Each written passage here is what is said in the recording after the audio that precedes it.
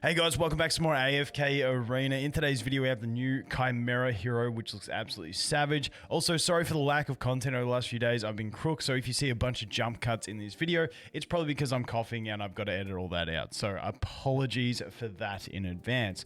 But new hero looks absolutely savage. I'm wrapped with this design. I think it's wicked. I'm gonna definitely summon for this guy on one of my accounts at least.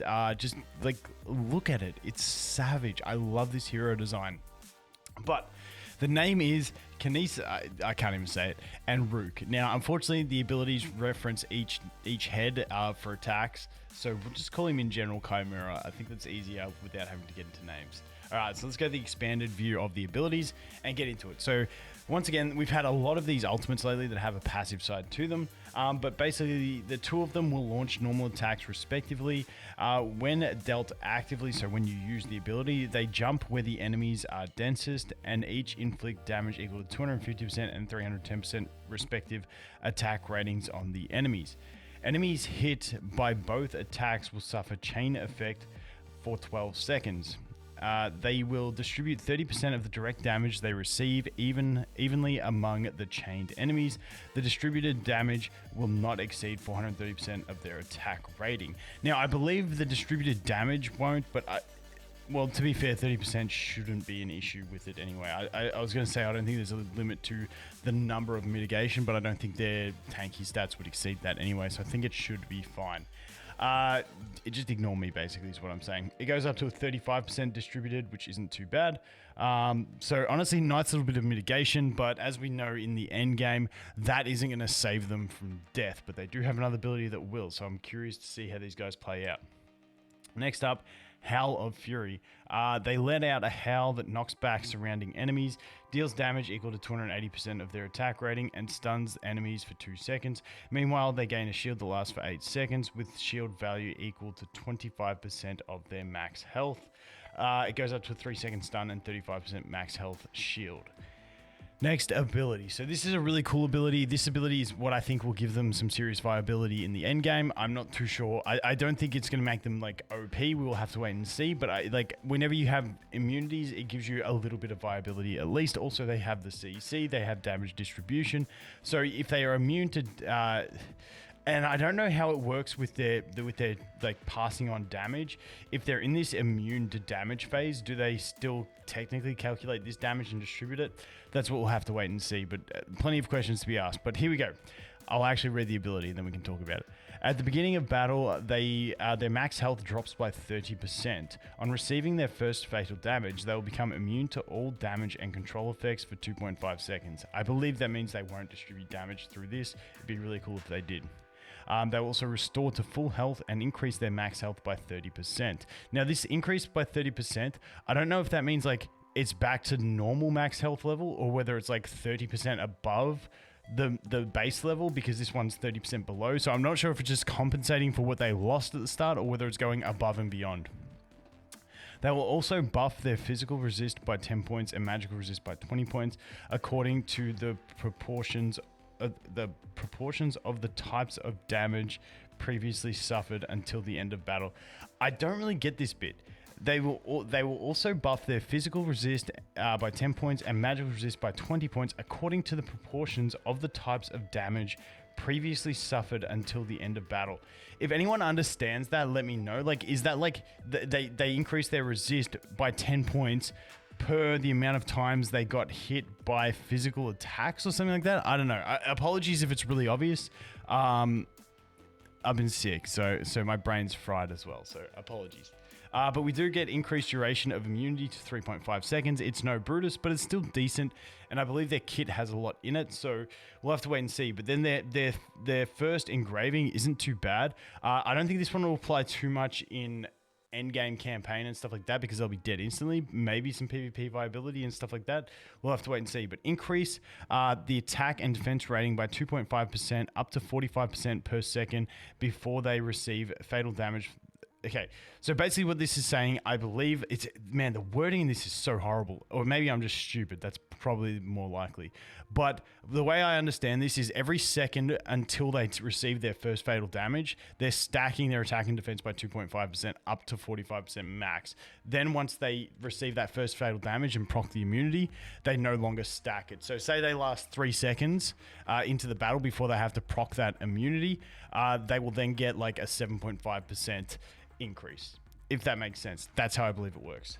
Okay, next one. Cage of Fire. But they forge a flaming cage around themselves that lasts up to 7 seconds. Every 1 second, they inflict damage equal to 140% of their attack on enemies within the cage and reduce their defense by 6% up to 18% for 3 seconds. Now, I don't know if with this 6 to 18, I don't know, and I apologize. I don't know if it's my brain or whether these descriptions are bad, but it's like, is that a stacking thing for every second so that it's like it stacks up to 3 times? Or is it like a random interval that they hit them with that gives the decrease? I believe it's a stacking debuff. So every 1 second they're hitting and it reduces their defense by 6%. And you can stack it up to 3 times, getting 18%. And it's a 3-second duration. That's the way I'd think it would be. Enemies moving to the edge of the cage are regularly struck back into the center and stunned for 1.5 seconds. Then we have just some general upgrades. Drags nearby enemies into the Cage of Fire, which is nice when they use this ability. But then on top of that, we've got this one here, which is the 60 engraving. Reduces enemies' defense rating by 12% up to 36. That's honestly not a bad defense decrease. But I don't know if that's going to be the most important thing for them to get. We'll have to wait and see. Signature item. Hopefully we can get through this. Dude, these descriptions are killing me. This skill reduces 15% of damage received by them from enemies within the Cage of Fire or suffering from chain effect. The amount of damage distributed remains unaffected. So, but this is basically saying if they're in the if they're suffering from the chain effect or they're in the cage, they take reduced damage from them. Cool beans. That's on top of the ability here where when they're chained, we're redistributing the damage. So it's a good chunk of mitigation in the end. Level 10. Distributes direct damage received by them evenly among all chained enemies, with each absorbing at least 40% of the distributed damage. So I believe that's like on top of the other distribution that they have through their ultimate. I don't think it's like extending that effect. I believe this is just a general effect that's a pure passive. Once again, worst character for skill descriptions I think I've seen in the game. Once again, brain could just be fried, so I apologize. This skill, level 20, this skill reduces 30% of the damage received by them. So that's just an extension of the base of it from 15 to 30%. And then this one, Hell of Fury and Cage of Fire also inflict chain effect on enemies, but each skill can only chain up to 1 enemy at once. It's not too bad because then you're getting those added effects from having them chained, the distributed damage and all that stuff. So that 30 seems pretty nice to me at this stage. Then we go into the furniture. Ruke heals himself for 35% of the attack damage he causes, but not exceeding 300% of his attack rating. And then at level 9, each attack by the other one reduces the hit enemy's energy by 160 points. Now, I think this could be really nice depending on attack frequency, but that is it. We battled through it. We got through that. Holy shit, those were hard descriptions. I am cooked. All right, so let's go here. Let's just take a look. Let's go to 1x speed. Their abilities look pretty cool. I love the ring. I love the ring. The ring looks savage. Here comes the ult. They just look mean. And it drags them in. It could be part of another group up team. I love grouping up teams. I like it. I like these guys. I like it. I reckon they look savage. All right, exit. Let's go over here. Let's do a little test. Obviously, we can leave them in the front row of the tank in. What? Ooh, this could be a play. We get the grouping happening. I mean, we do have the chicken in this one as well, so we could do it with that. But let's just do it this way. And then let's just bring like.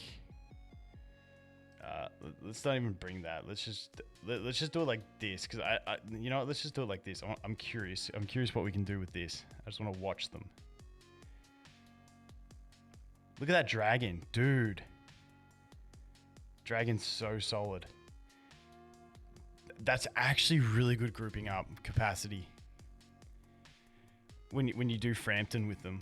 I like that. I think that's pretty cool.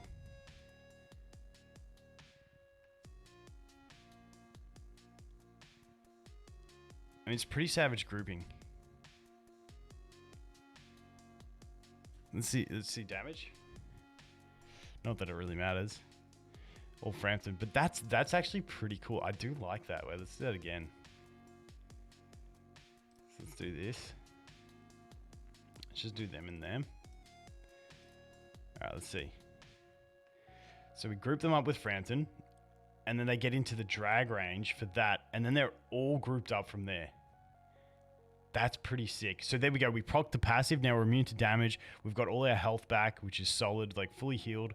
And now we can he do it? Can we do it without the, no, we can't do it without the Leica. But honestly, that grouping is pretty solid. It's pretty solid. I do like that. That is definitely something we can play with more. But obviously, like everything, we'll test this more on Chiasma. We'll test the trial version tomorrow as well.